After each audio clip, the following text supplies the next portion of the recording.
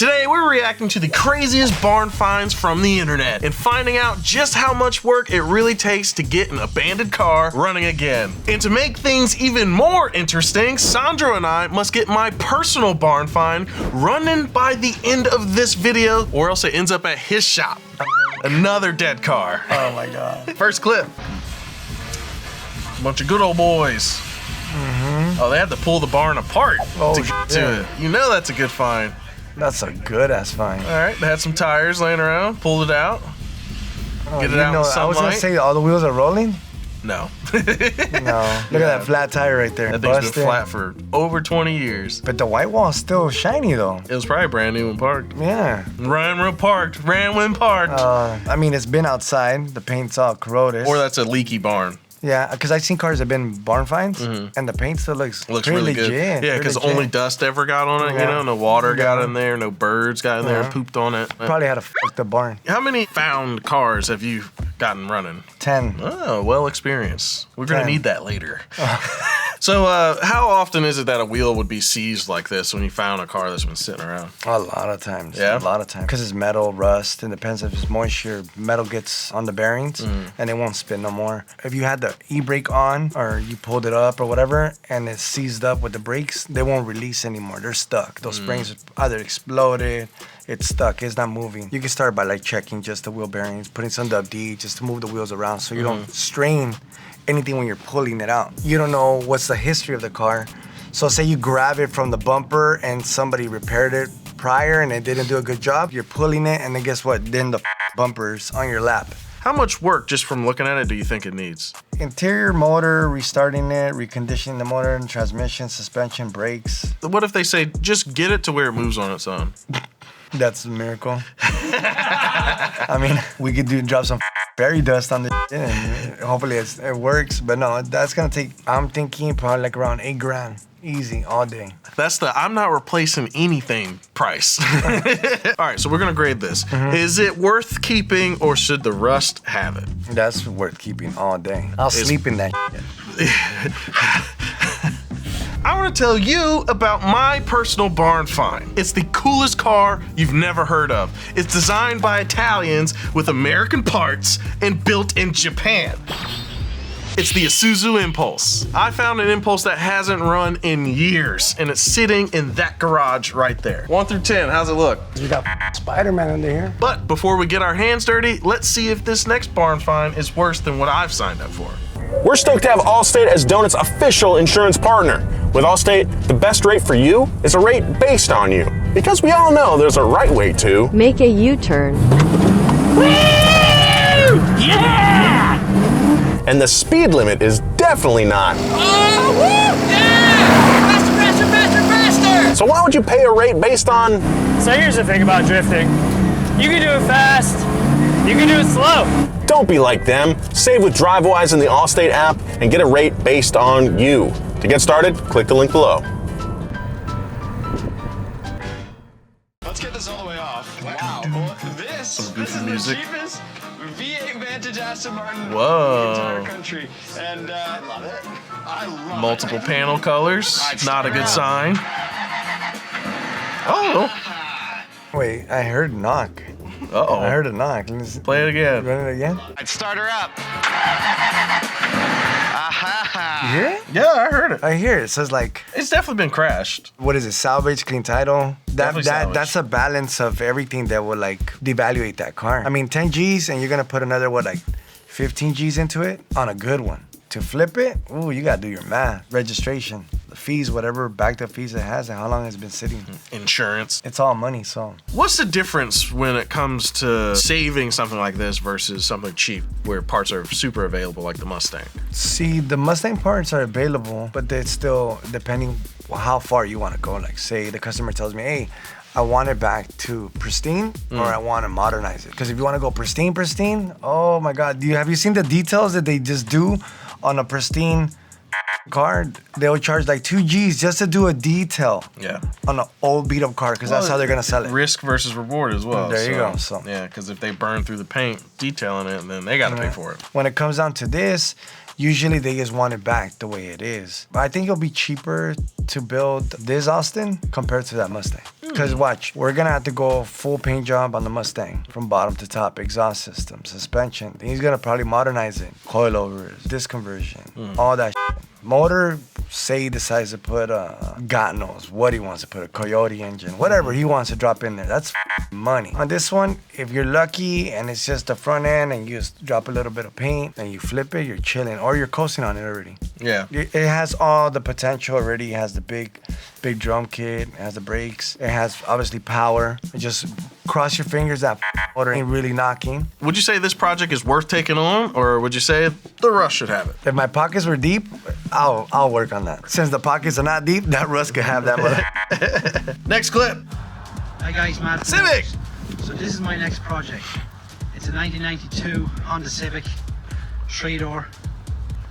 Trador? These 3-door. are gone quite rare and hard to get, What's that accent? so I'm happy to get one, Irish or Scottish. even Something. in this condition. The engine in it Engine's is still just here. 1.3. The accent kills Plans me. to change that. Oh wow, that's a fast time lapse. Holy crap. Oh yeah. Oh, he painted it.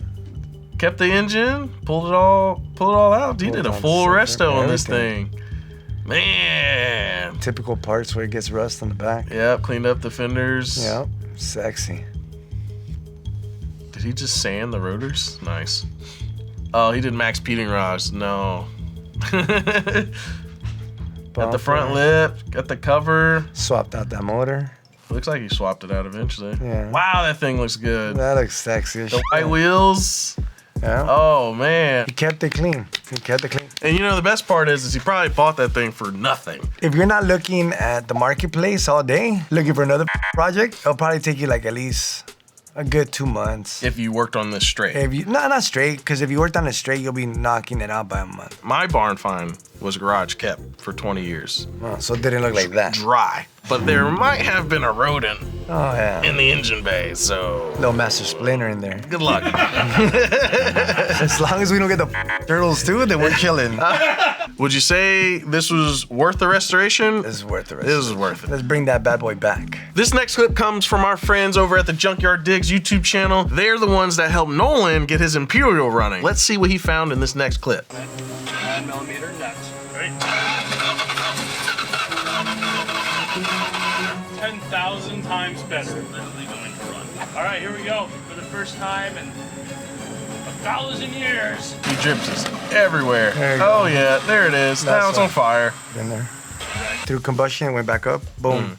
And it got the gaskets on fire. That's why you've seen some old cars that are on the freeway on fire, is because the carburetor will shoot it back up. Back in the day, those hoods had like fiber, like a fiber cover for the heat or whatever. Asbestos. And those will catch on fire like nobody's business. I don't know why they did that. That makes no sense to me, but So they mentioned something about stuck piston rings. What do you do to get them unstuck? well, usually you'll shoot like oil, mystery oil in there. Crank it so it starts lubing up. If not, it'll be stuck. That's it. It will be stuck itself because of all the gunk they built out throughout the years. Obviously, that been sitting there forever. So maybe one piston's like going like, nope, I don't want to go up. I don't want to go up. And if you're lucky, it'll turn on. If your luck sucks that day, it'll seize that motor up and let's do it. Let's do the whole shit. Pull it out. See, you're lucky with these because you could take off the valve covers and just drop some oil on there, lube up those rockers and everything. Just make sure the oil looks legit. If it comes out and it's gunky, don't even try to turn that car on because you're gonna seize that motor no matter what. Because that pump won't shoot that oil up. It won't go to the heads and then you'll hear it. You'll hear it immediately. The car we're working on later hasn't ran since 1992. Nice. Fuck Someone yeah. did turn it over in 2010, but it Okay. hasn't ran since Again. 92. That's a record for me. That's gonna be a record right there. So in order to get something like this that's been sitting around started, what do you need to get it running? Hopes and dreams, obviously, and some carb, some oil, and then the whole mob, everybody, all the boys chilling next to you like, let's get it running, let's go. Motivation. That's what you need. Yeah, you got it, bro. But mechanically, what are the things you need in order to get a vehicle running? Like this, some spark plugs, new battery, some oil, a socket so you can put on your wrench and crank it, and that's it. You're ready to rock and Some roll. clean fuel as well. Oh yeah, you're right. Clean fuel. He's right. I've watched some videos. If you're gonna leave your car, like you're gonna abandon that piece of shit, leave the cap open. Oh yeah? Leave the cap open. Let all those fumes vaporize out. All of it. Don't leave that old go in there, because then it gets sluggy and like that. Right, So, right. Should the rust have kept it? I'll bring that bad boy back to life. Next clip. Ooh, this thing doesn't have tires. Look at that crank. Yeah.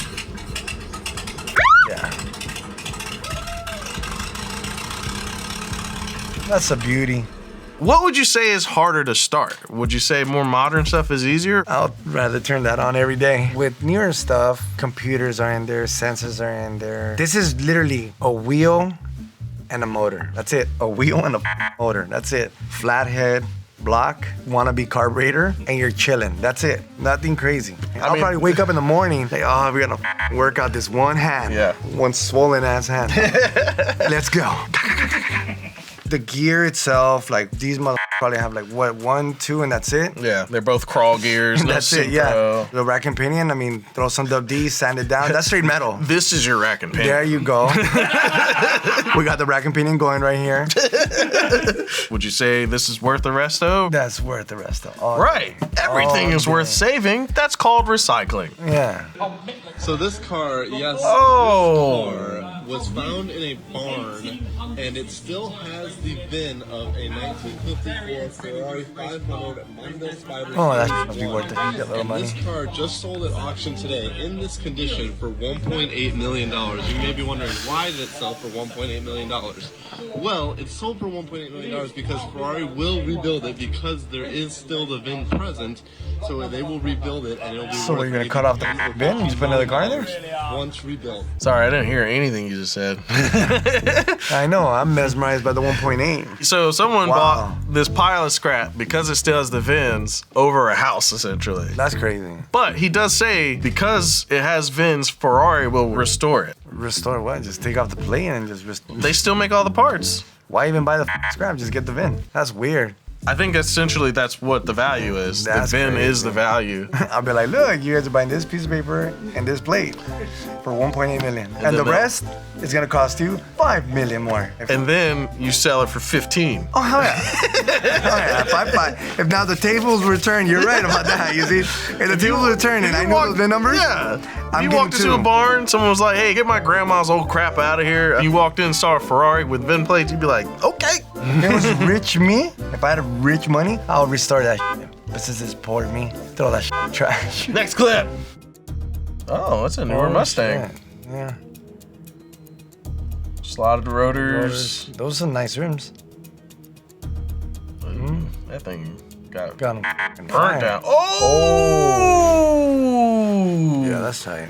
Whoa! Oh, that's tight.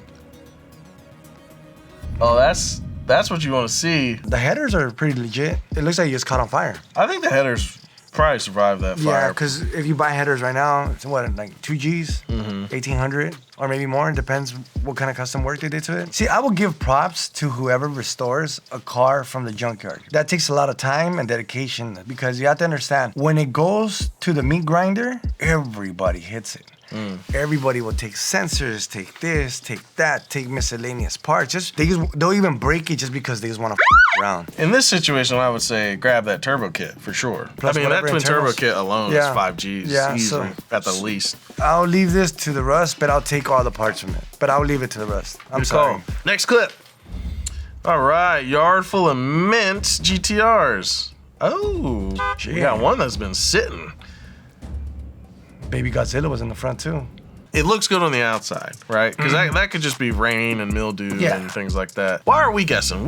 Let's get an expert opinion on this GTR. Our boy Jimmy, who is an expert at importing JDM crap from Japan and selling it for a lot of money, is here. Let's get his opinion on this. The goat himself. The GOAT. All right, Jimmy, we're gonna show you a car and then we're gonna want you to tell us about your experience with something just like this. Okay, let's take a look.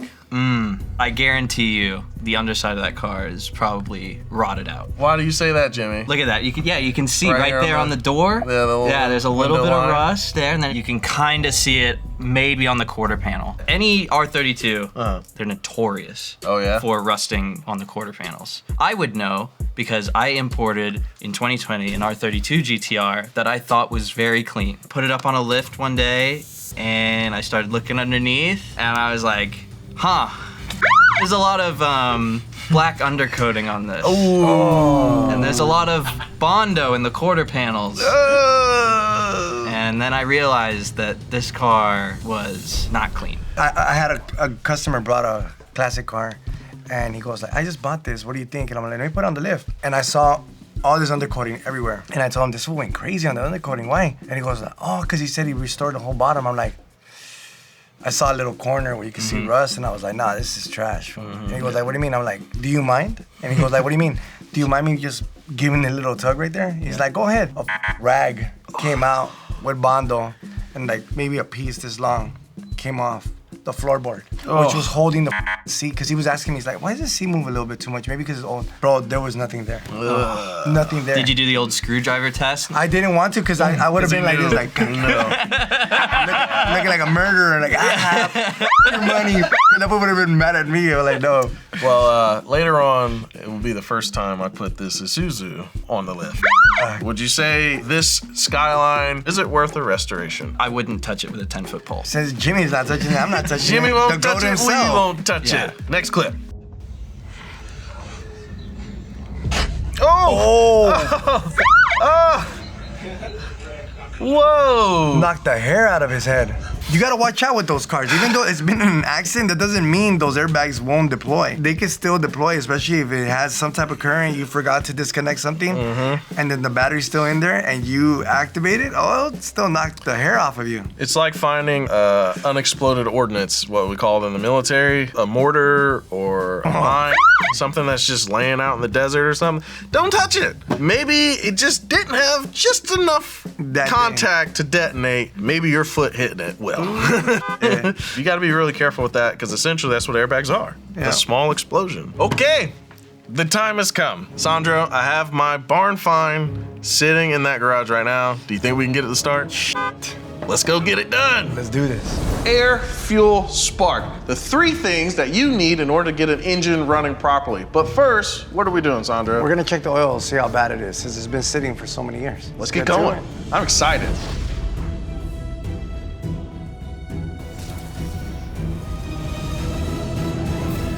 We might need to do a little bit of cleaning first. There's quite a bit of mouse droppings in here. Okay, I'll get the vacuum. You wanna get the vacuum? Okay. Yeah. If you want to check the oil. I'll check you the want some oil gloves?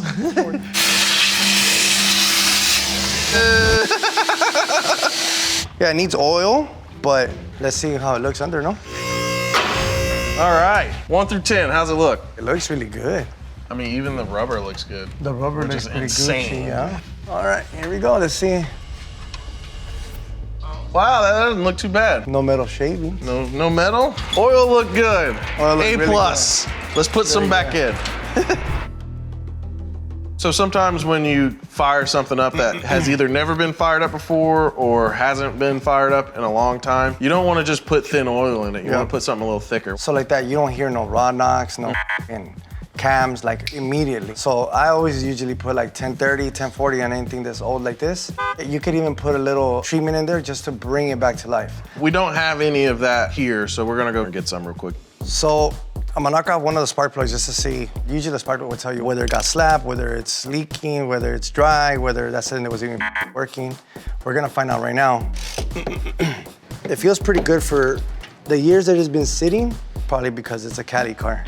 But it looks pretty good. Kinda wet, maybe prior from whoever else was turning it on. Normally when you wanna start an engine that's been sitting for so many years, make sure like the alternator belt's off, the AC belt's off, the power steering belt's off. You want her, since it's been so long, to do her job all by herself. The alternator could be seized, any other pulley could be seized. So now we're gonna pop these bad boys. And let's see. Bing bong. These spark plugs are coming out Gucci, eh? Easy? Honestly, this motherfucker gonna start. Come on. So that's what sucks when you're working on old cars, because you obviously can't find every piece, so you gotta be babysitting it. They don't break as it's coming out, because you can easily yank on it and break it, and then you'll go and tell the customer or your buddy, hey, you need a new intake piece that I know you can't find, but figure it out. There you go. You're the best. Believe it or not, whoever had this car, do you see this? Is clean as I told you, it's only got 73,000 miles. Usually these will be black. Yeah. Even on new cars. And whoever drove it back in the day was probably using nothing but like, Premium gas. yeah, premium gas when it was like 75 cents a gallon. Lift it up. Let's lift it Crank up. Give it a couple cranks. Going up. Wait. You put the brake on, right? You put the battery on? Battery's on. Yeah, can you disconnect it? Oh. You have your lights on. The lights are on? Yeah, that means your brake switch is busted. The brake lights were on and no one's in the car. Ghost! You can see every time you take out like an old car, everything that's been dried will kind of tell you the history. So he said that it was leaking brake fluid and probably clutch fluid. So it's coming from this side. It was exactly what it's showing you. There ain't here, but right here. So what we're gonna do right now, we're just gonna crank this bad boy, see if it moves. If it's moving a little bit and it's doing its job, we're gonna put that battery again, crank it up, throw some carburetor cleaner in there, some fuel start, whatever the call it, and then that's it. Oh, wow. She's good. That was rat poop in my mouth. I actually got rat poop in my mouth. In case I get sick, just know that, because that little poopy butt. You got rat poop. All right, so air, fuel, spark, right? Yep. We should be fine on air because the engine spins, it has compression, and we pulled the hose off so nothing's clogging it. Correct. Fuel will be our carb cleaner, and then we'll see if it sparks. Justin, just open it up a little. I'm slightly open. Closed. Okay. Crank it, let's see the starter. Nothing. Step on the clutch. Remember these things had the Oh, yeah. sensors. Okay, killer. Sir, it's gonna be 10 G's. We got it to start. Sandro, what's next? Transmission, brake lines, and obviously all the other hoses that broke. And then we're gonna get this bad boy outside in the streets. Man, it was great, dude. Thank you so much for coming out with this. If you enjoyed this video, make sure you leave a comment and let us know you want more. Thank you guys so much for watching. Y'all, have a good one. Deuces.